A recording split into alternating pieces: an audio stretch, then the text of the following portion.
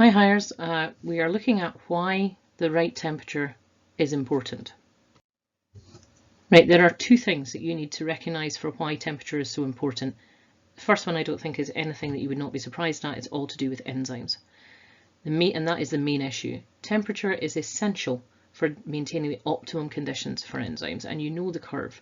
At low temperatures, then you have a slow and then an increasing rate of your enzymes, just purely because we have more and more activity for the particles to move. The particles are moving quicker.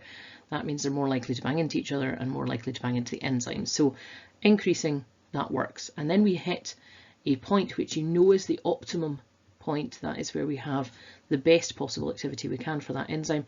And then after that, you know that we also have the point at which it denatures, and that's where the enzyme is now losing its shape, and therefore you can't get active sites to click in and your whole induced fit, remember now, for your model. So too far over, denatures, lower down, cuts down activity as well. So if your metabolism, which we know depends on enzymes, if you want it to run well, you've got to maintain the optimum.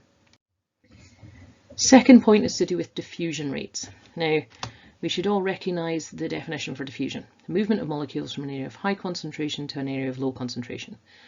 What you also should recognise is that high to low concentration is a gradient, and the steeper you can make that gradient, the faster your diffusion will go. Now that can be really important because that's how you move things in and out of the cell, non-energy dependent way, and a lot of things depend on that. So what you want to do is to be able to maintain a high concentration gradient, not just high concentration, low concentration. So diffusion is dependent on what concentration you can get. Concentration is how much of something you can dissolve, and there are two things: what you dissolve it in and the temperature that you dissolve it at. The higher the temperature, the more stuff dissolves, so therefore the higher the concentration you can get.